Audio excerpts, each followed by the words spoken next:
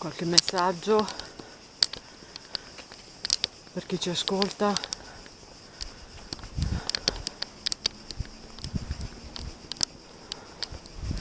Questo è il mio fiatone.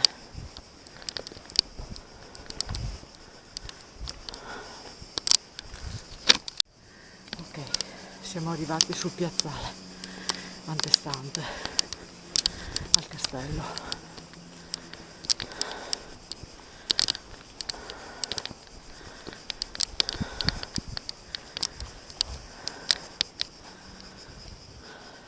Come per le altre due chiese, non ho trovato granché. Chiesa di San Pietro di Castello. Da atti rinvenuti recentemente si pensa che sia un edificio del 1200, ma la più nota menzione risale al 1219, con un atto di rinuncia di un feudo trovato nel castello di Polcenico. Ciononostante, si ha sospetto che esisteva già prima di queste date.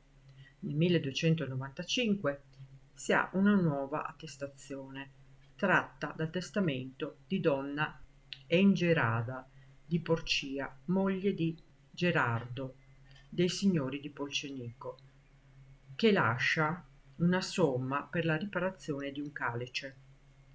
Per il momento non ci sono in realtà molte notizie storiche. La chiesa aveva un altare dedicato a San Pietro, ornato già di una pala nel 1500. Nel 1508 la vedova del conte Ettore di Polcenico assicura l'esistenza di un secondo altare dedicato alla Beata Vergine Maria, dono di Margherita a suo marito Ettore. Probabilmente era ancora esistente nel 1584. Risulta infatti nelle note del Monsignor Denorier l'esistenza di due altari. L'altare maggiore, fornito di una pala, e l'altro, di cui è taciuta l'intitolazione, di certo quello della Madonna, privo di cure e mal ridotto, tanto che ne viene ordinata la demolizione, intervento sollecitatamente effettuato, visto che sparisce dalle documentazioni successive. Venne anche effettuata la chiusura di una piccola apertura che conduceva alla vicina casa dei Conti.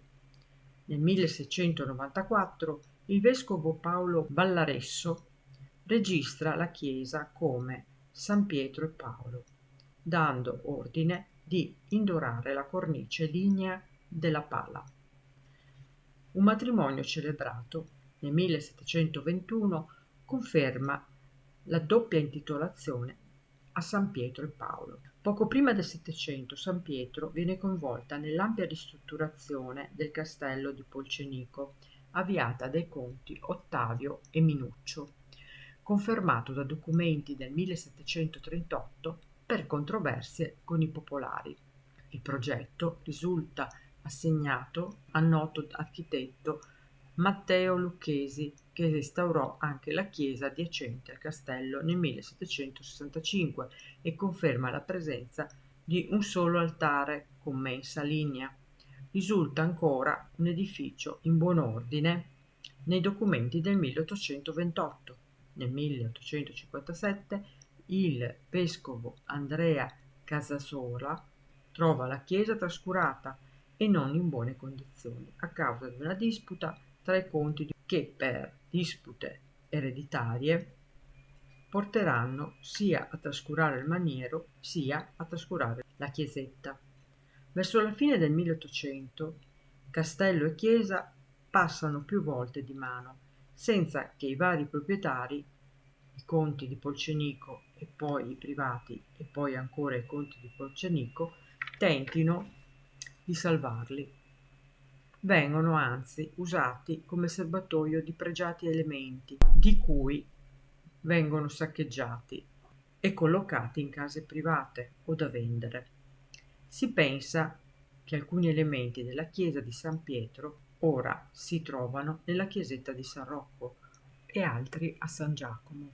Foto del fine Ottocento, al secondo dopoguerra, che mostrano il Monte del Castello desolante, con le rovine del castello e della chiesetta adiacente. Infiltrazioni d'acqua e crollo dei tetti mostrano cosa porta l'incuria e l'abbandono dei nostri tesori storici. Ed ora vi saluto augurandovi una buona visione.